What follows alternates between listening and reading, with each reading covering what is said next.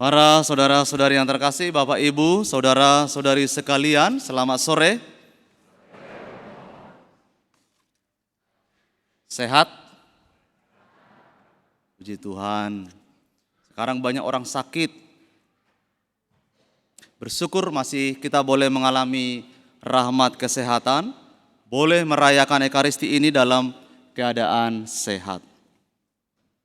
Saudara-saudari yang terkasih dan juga adik-adik sekalian, hari ini kita diundang oleh Tuhan untuk merenung sejenak tentang panggilan kita yang sangat luhur, yaitu mengampuni.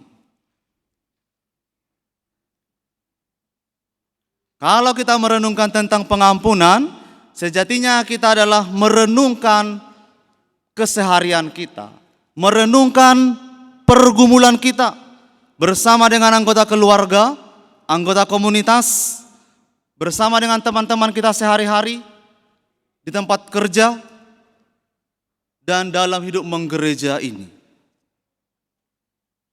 Sederhananya, mengampuni itu adalah bagaimana kita menyikapi suatu perkara, suatu perbuatan yang merugikan kita dari orang lain. Bagaimana kita menyikapi suatu tindakan yang menyakitkan kita, yang melukai hati, yang menguras pikiran, yang melelahkan raga. Secara manusiawi dan secara logika kita manusia, setiap perbuatan yang merugikan kita, kiranya kita balas juga dengan hal yang sama, supaya tampaknya ada keadilan. Supaya orang itu juga merasakan bagaimana rasanya merugikan orang lain, bagaimana rasanya menyakiti orang lain. Kita tidak mungkin mau untuk menderita sendiri, mau untuk terluka sendiri, mau untuk dirugikan sendiri. Tapi para saudara-saudari, itu kita manusia. Hari ini kita mau membarui diri kita sebagai murid-murid Yesus.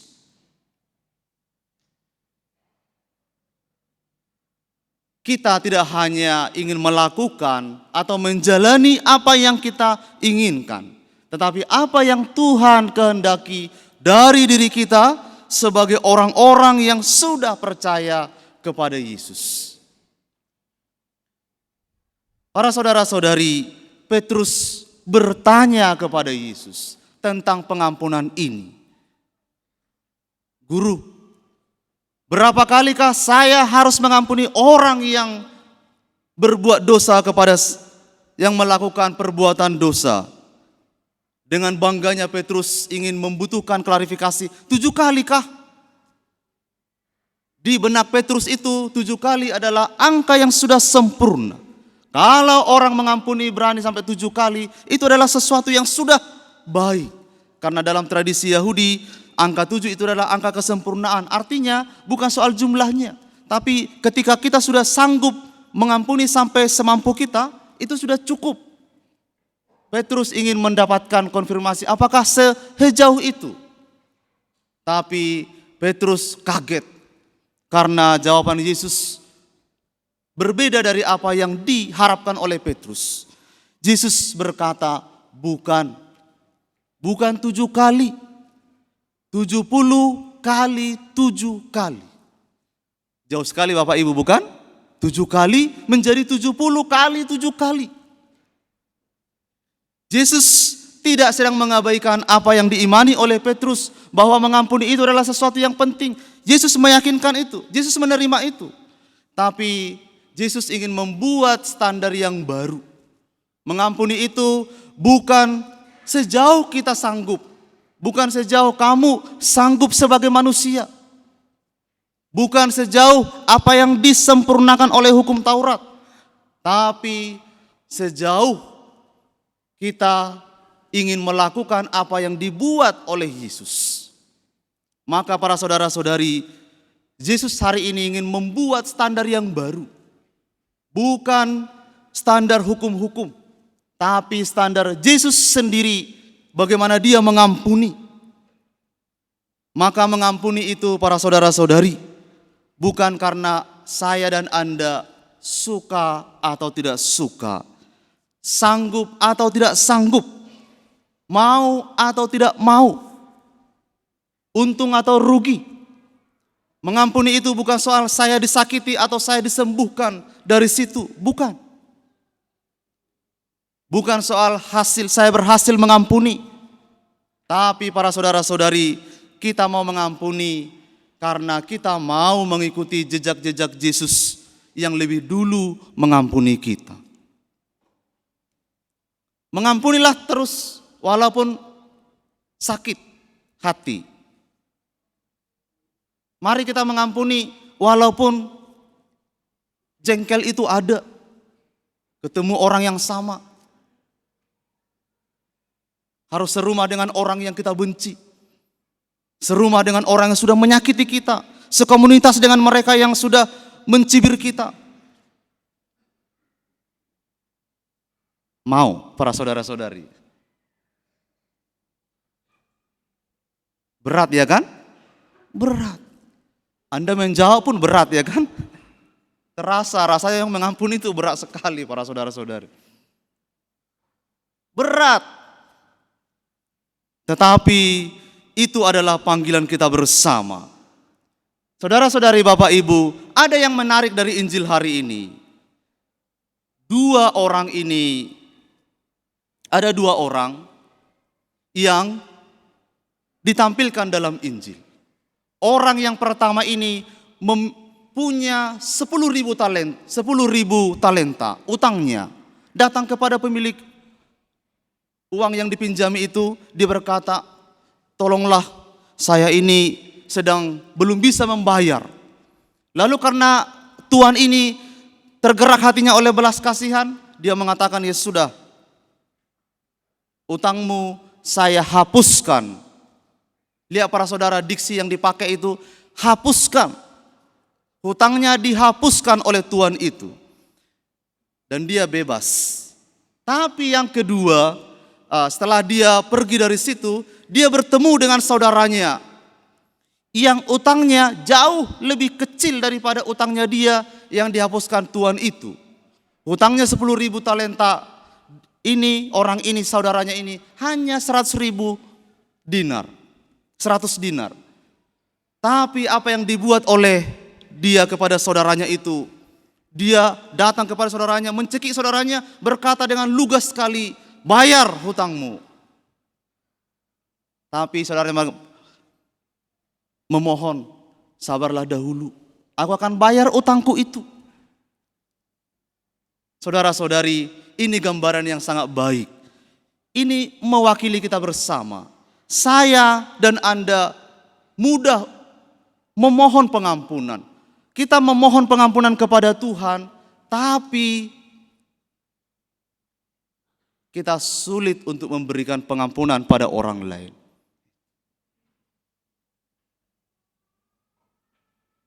Mungkin kita akan berlomba untuk memohon pengampunan kepada Tuhan supaya dosa-dosa kita ini diampuni. Tapi apakah kita juga pada saat yang sama kita mau berlomba juga untuk memberikan pengampunan pada orang lain? Tunggu dulu mungkin. Tapi para saudara-saudari, apapun yang terjadi hari ini, Yesus mau mengajak kita, sebagaimana besar kerinduan kita untuk memohon pengampunan kepada Tuhan, demikian juga kiranya besarnya kemurahan hati kita untuk memberikan pengampunan pada orang yang melukai kita. Atau yang lebih besar, yang berbuat dosa kepada kita. Seimbang para saudara-saudari, terima rahmat yang besar, berilah juga rahmat yang besar. Jangan menutup keran kebaikan itu bagi banyak orang. Mudah untuk mengatakan ini, tapi kita perlu berjuang untuk mengaktualisasikan ini dalam kehidupan. Para saudara-saudari yang terkasih, seringkali saya dan Anda sekalian lebih kejam daripada Tuhan. Untuk mengatakan lebih sulit kita memberikan pengampunan daripada Tuhan.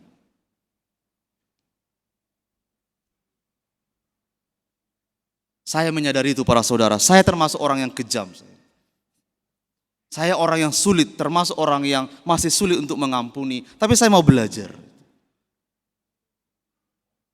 Jadi para saudara mungkin hati-hati ya. Kalau berbuat salah kepada romo-romo itu mungkin kejam juga romo-romo itu kan. Saya yakin bukan hanya saya loh ya. Kita manusia para saudara-saudari, memang demikian. Kita seringkali seolah karena kelemahan kita manusia, bisa saja kita lebih kejam daripada Tuhan. Yang menutup kemurahan hati bagi banyak orang. Yang menutup pengampunan bagi suami, bagi anak-anak, bagi anggota komunitas, bagi tetangga kita, bagi orang-orang di sekitar kita. Kita bisa menjadi lebih kejam daripada Tuhan. Tapi para saudara-saudari, ini bukan suatu yang sudah selesai. Ini adalah justru panggilan bagi kita bersama supaya kita mau bertobat dan memberikan pengampunan yang lebih bagi sesama kita. Tuhan dalam keilahiannya telah mengosongkan dirinya, merendahkan dirinya sehabis-habisnya, menyamakan dirinya seperti kita orang yang berdosa, kecuali dalam hal dosa. Diperlakukan secara hina oleh dosa-dosa kita. Tapi Tuhan tidak pernah memperhitungkan itu sebagai hal yang harus diperkarakan. Tuhan menerima kita orang yang berdosa dan membuka hatinya, tangannya bagi kita supaya kita memperoleh keselamatan. Saudara-saudari yang terkasih, seringkali saya katakan, saya renungkan bahwa Tuhan itu bagi orang-orang yang picik dipandang sebagai Allah yang mengedepankan kebodohan. Karena memang bagi orang-orang yang picik, kemurahan hati Tuhan itu adalah sebuah kebodohan. Dan disalahgunakan sebagai permisif pada perbuatan dosa.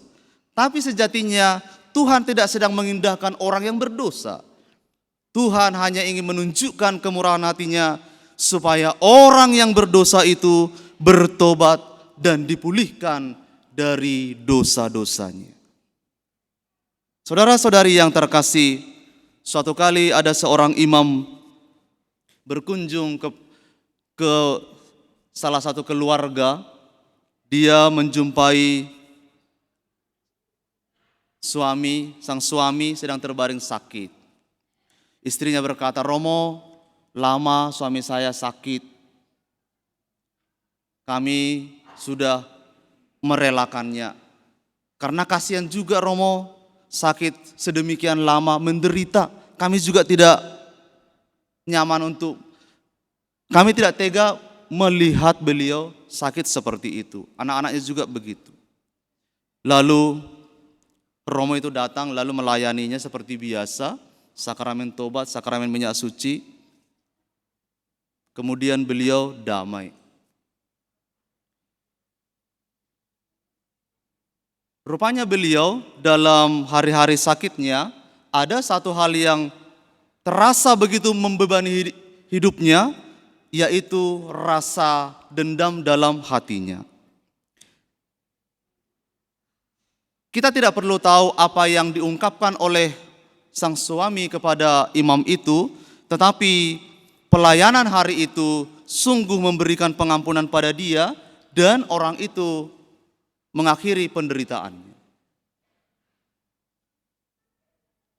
Seorang pendiri komunitas di Prancis namanya Jean Vanier itu, dia menulis sebuah buku yang baik, Komunitas yang Menyembuhkan. Dia berkata bahwa mengampuni itu seperti kita melepaskan diri dan orang lain dari sebuah tahanan. Membebaskan diri kita dan orang lain dari penjara. Artinya orang yang mengampuni itu membebaskan diri kita sendiri dan juga membebaskan orang lain. Mungkin kita merasa para saudara-saudari, kita tidak mau mengampuni orang lain karena kita tahu bahwa orang itu yang akan menderita. Bukan. Kita dan orang itu sama-sama menderita. Maka sebaliknya kalau kita mau mengampuni, mau berjuang untuk mengampuni, berusaha untuk mengampuni orang, sejatinya kita membebaskan diri kita bersama. Maka pengampunan itu para saudara-saudari bukan lagi antara saya dengan diri saya sendiri, tapi antara saya dengan orang lain dan Tuhan yang kita imani. Saudara-saudari yang terkasih, mari di tengah sulitnya mengampuni, mari kita terus berjalan, mari kita terus mengampuni. Mari kita renungkan yang dikatakan dalam Injil, ketika Tuhan itu melihat hamba yang tidak mengampuni, apa yang terjadi? Tuhan marah. Mungkin banyak di antara kita para saudara berpikir bahwa Tuhan tidak pernah marah. Tuhan bisa marah, Tuhan bisa murka pada orang-orang yang tidak mau setia mengampuni. Bisa marah. Seolah-olah itu bertentangan dengan identitasnya Tuhan yang berbelas kasih. Tidak.